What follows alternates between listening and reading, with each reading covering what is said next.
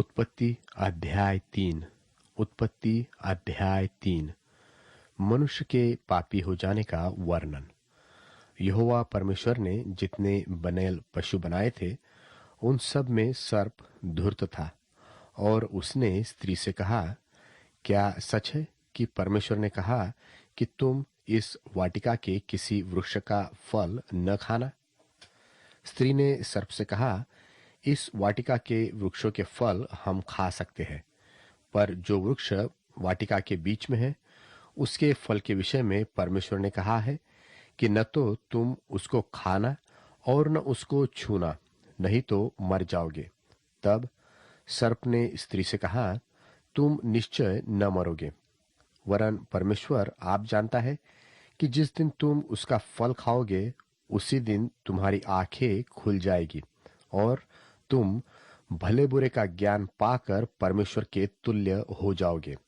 सो जब स्त्री ने देखा कि उस वृक्ष का फल खाने में अच्छा और देखने में मनभाव और बुद्धि देने के लिए चाहने योग्य है, तब उसने उसमें से तोड़कर खाया और अपने पति को भी दिया और उसने भी खाया। तब उन दोनों की आंखें खुल गई और उनको मालूम हुआ कि वे नंगे हैं। सो उन्होंने अंजीर के पत्ते जोड़ जोड़ कर लंगोट बना लिए। तब यहोवा परमेश्वर जो दिन के ठंडे समय वाटिका में फिरता था, उसका शब्द उनको सुनाई दिया। तब आदम और उसकी पत्नी वाटिका के वृक्षों के बीच यहोवा परमेश्वर से छिप गए। तब यहोवा परमेश्वर ने पुकारकर आदम से पूछा, तू कहाँ है? उसने कहा, मैं तेरा शब्द बारी में सुनकर डर गया, क्योंकि मैं नंगा था, इसलिए छिप गया। उसने कहा, किसने तुझे चिताया कि तू नंगा है? जिस वृक्ष का फल खाने को मैंने तुझे वर्जा था, क्या तूने उसका फल खाया है? आदम ने कहा, जिस स्त्री को तूने मेरे संग रहने को दिया है उसी ने उस वृक्ष का फल मुझे दिया और मैंने खाया। तब यहोवा परमेश्वर ने स्त्री से कहा, तूने यह क्या किया है? स्त्री ने कहा, सर्प ने मुझे बहका दिया, तब मैंने खाया। तब यहोवा परमेश्वर ने सर्प से कहा, तूने जो किया यह किया है, इसलिए तू सब घरेलू पशुओं और सब बनेल पशुओं से अधिक शापित है। तू पेट के बल चला करेगा और जीवन भर मिट्टी चाटता रहेगा। और मैं तेरे और इस स्त्री के बीच में और तेरे वंश और इसके वंश के बीच में बैर उत्पन्न करूंगा। वह तेरे सिर को कुचल डालेगा और तू उसकी एड़ी को डसेगा। फिर स्त्री से उसने कहा, मैं तेरी पीड़ा और तेरे गर्भवती होने के दुख को बहुत बढ़ाऊंगा।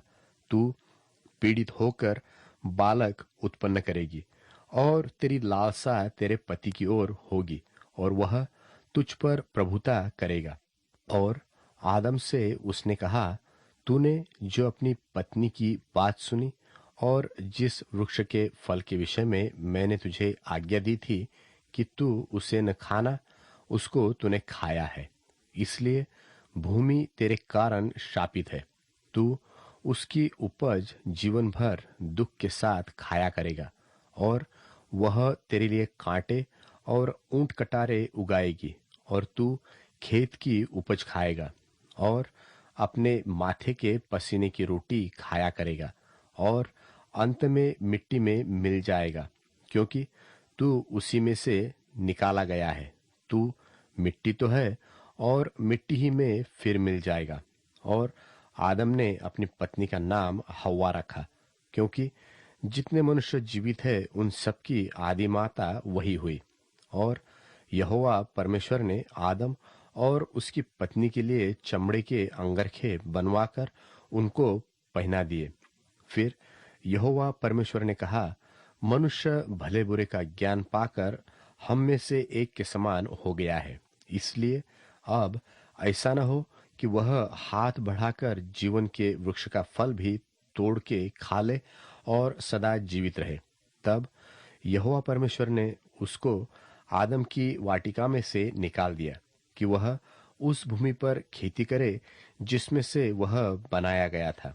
इसलिए आदम को उसने निकाल दिया और जीवन के वृक्ष के मार्ग का पहरा देने के लिए अदन की वाटिका में पूर्व की ओर करूबों और चारों ओर घूमने वाली ज्वालामय तलवार को भी नियुक्त कर दिया।